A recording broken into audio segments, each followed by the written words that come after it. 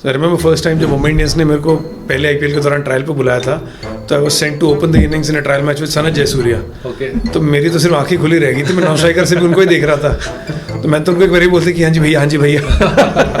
तो जब आप मोहम्मद अजहरुद्दीन की बात करते हैं तो जो उनके ये एल्बो रिस्ट मोमेंट्स थे, उनका आज भी कोई मैच नहीं है। रोहित शर्मा का जो स्टाइल है पुल शॉट्स का, उसका अच्छा सब किसी और बैट्समैन को मारा नहीं आता, सबको आता है। और वही विराट कोहली, उनका एग्रेशन, उनकी पावर है। हार्दिक पांड्या से मुझे लगता है और कोई बेहतर प्लेयर नहीं है प्रेशर को झेलने में। मैं जब ग्रो अप हो रहा था, मैंने देखा था मेरे क्रिकेटर्स जो है उनकी चेस्ट भी थोड़ी ब्रॉड होती थी, शोल्डर्स थोड़े बड़े हैं। तो अगर आप साइमंड्स को देखो, वॉटसन को देखो, जो हमारे हीरोज थे, आज की डेट में अगर आप देखोगे सारे स्लिम लीन होते हैं। कैरेबियन एथलीट्स को देखोगे तो बहुत मस्कुलर होते हैं वो, लेकिन अब हम जैसे काम भी करते हैं इनके साथ, उनके जेनेटिक्स ही ऐसे हैं, वो लोग हैं ही सब कॉन्टिनेंट के लोगों से ज़्यादा स्ट्रॉन्ग। अभी जैसे बुमराह एक मैच में इंजर्ड होता है और वो मैच नहीं खेल पाता है, शमी इंजर्ड होते हैं तो वो 1-2 साल लग जाते हैं उनको टीम में वापस आने के लिए।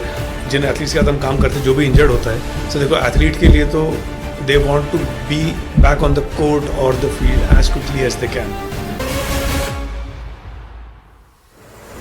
जैसे मैं क्रिकेट खेलता था तो अच्छे लेवल मैंने खेला, स्टेट पे में पहुंचा, फिर मैंने काफ़ी सारे कैंप्स में आईपीएल में मैं गया हूँ।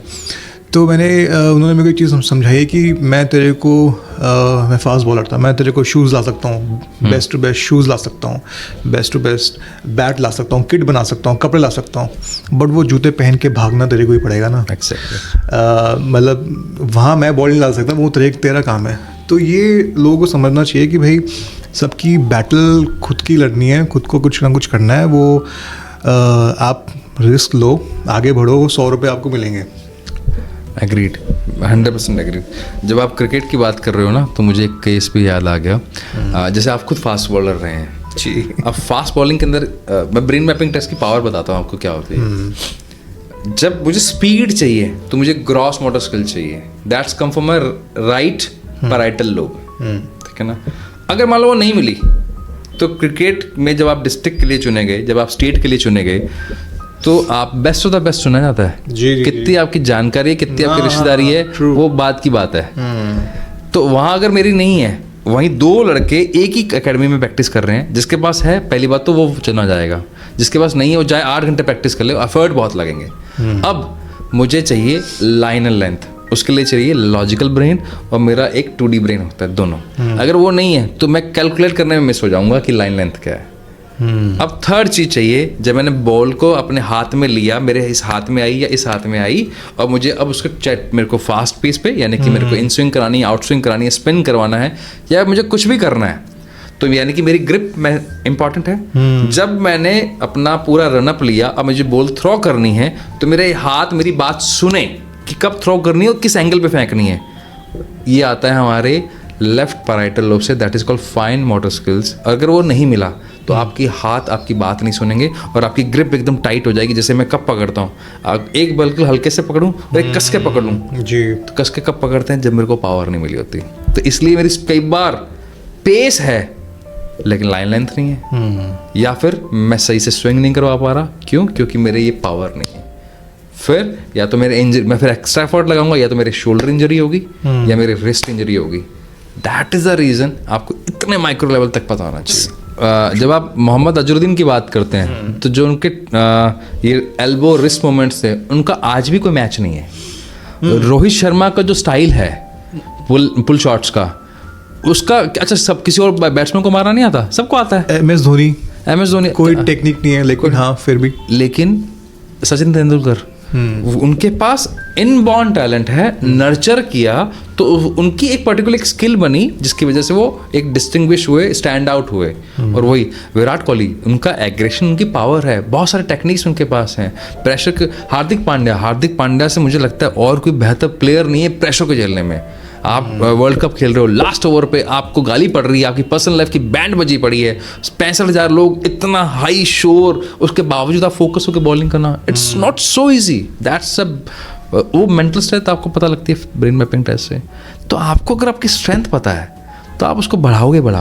वैसे भी टॉप 1% अपने आप पर इतने माइक्रो लेवल पे काम करते हैं। बैट का शेप क्या है, रैकेट का शेप क्या है, बॉल का वेट कितना है, एक आम आदमी को पता ही नहीं है। 0.001 ग्राम से बॉल में क्या फ़र्क पड़ रहा है। तो अगर आपको उस लेवल तक जाना है तो दोस्त आपको माइक्रो लेवल पे अपने आप के बारे में पता होना चाहिए, एक एक डेटा पता होना चाहिए। क्या पता वो बच्चा अगर 4 दिन पहले एग्जाम से पहले खेल रहा है, वो खेलने से पास होने की प्रोबेबिलिटी ज़्यादा हो सकती है कि भाई उसका एक स्ट्रेस खत्म हो गया, ब्रीदर मिल जाता है। एग्जैक्टली, एक ब्रीदर मिल गया उसको। एक I think it all comes down to creating a healthy balance. जैसे वो बोलते हैं ना कि आप पूरे साल थोड़ा थोड़ा पढ़ते रहो ताकि एकदम से एंड में आके ज़्यादा लोड ना पड़े आपके ऊपर। जबकि लोग ये भी रियलाइज़ नहीं करते कि हाँ, अगर आपने पूरे साल अगर नहीं करी पढ़ाई तो 2 महीने में आप कितना ही पढ़ लो, दिमाग में खिचड़ी पकनी है तो ओवरलोड हो जाता है आपका सिस्टम बिल्कुल। Just to cover up for that amount of syllabus that you have to, वो उतने अच्छे रिजल्ट्स आपको मिलते नहीं है। सो एक स्मॉल डोजेस में चलते रहना चाहिए। सो अब खेल भी रहे हो, बट आई थिंक यही सलाह रहेगी बच्चों के लिए भी कि आप थोड़ा थोड़ा करते रहो। और सेम चीज़ ड्यूरिंग एग्जाम, स्पोर्ट को भी थोड़ा थोड़ा स्मॉल डोजेस में आप करते रहो। So it has to be a balance till the time you reach a certain level or you clear your schools and colleges. सार्थक ने अभी एक बॉडी शेप की बात करी। मैं जब अब ग्रो अप हो रहा था, मैंने देखा था मेरे क्रिकेटर्स जो है उनकी चेस्ट भी थोड़ी ब्रॉड होती थी, शोल्डर्स थोड़े बड़े हैं, थोड़े ब्रॉड बेसिकली होते थे। अगर आप साइमंड्स को देखो, वॉटसन को देखो, जो हमारे हीरोज थे, आज की डेट में अगर आप देखोगे सारे स्लिम लीन होते हैं। हार्दिक पांड्या, शुभमन गिल, अभिषेक शर्मा, उनकी सबकी एक सिमिलर सी बॉडी आपको देखने को लगती है, स्पेशली टीवी में।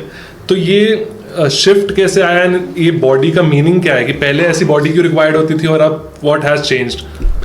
ऐसे देखो, जो एग्जाम्पल आपने दिए साइमंड्स और वॉटसन, या उसमें आप हेडन को भी डालो या कैलिस को डालो, ये लोग स्ट्रक्चरली बहुत डिफरेंट है, जेनेटिकली इनका मेक ही डिफरेंट है। अगर आप सेम कैरेबियन एथलीट्स को देखोगे तो बहुत मस्कुलर होते हैं वो, लेकिन अब हम जैसे काम भी करते हैं इनके साथ, उनके जेनेटिक्स ही ऐसे हैं, वो लोग हैं ही सब कॉन्टिनेंट के लोगों से ज़्यादा स्ट्रॉन्ग। और सेम अगर हम बात करें शुभमन की, हार्दिक की, अभिषेक की, इनका बॉडी टाइप ही ऐसा है, लीन एंड एथलेटिक। तो ये लोग चाहें भी तो वैसा बनना बहुत मुश्किल है, और बन जाएंगे भी अगर कोशिश भी करेंगे तो that won't help them in their sport that much. So in the end, in sport, it comes down to being strong and powerful. Okay. And recovery pe, I would want to ask a question, sir. You work with Gujarat Titans. I've seen your videos with Shikhar Dhawan, Yuzvendra Chahal, and other big cricketers. So अभी जैसे बुमराह एक match में injured होता है और वो match नहीं खेल पाता है, शमी इंजर्ड होते हैं तो वो 1-2 साल लग जाते हैं उनको टीम में वापस आने के लिए। ऐसे टाइम पे when you work with these cricketers, what is their mental space? And because they badly want to go on the field और वो परफॉर्म करना चाहते हैं, पर because of their injury वो जा नहीं पाते हैं। तो how is their mental state at that point of time when they are recovering? देखो, शामी और बुमराह के साथ तो मैंने इंडिविजुअली काम नहीं करा है, दो Shami was with us in GT last year भी थे, but unfortunately he couldn't be a part of the team because of his injury. तो बाकी जो जिन एथलीट्स के साथ हम काम करते हैं, जो भी इंजर्ड होता है, सो देखो एथलीट के लिए तो they want to be back on the court और the field as quickly as they can, क्योंकि एथलीट के वो अंदर से कहते हैं ना कि वो उछलता है जाके अपना स्पोर्ट खेलना है, प्रैक्टिस करना है।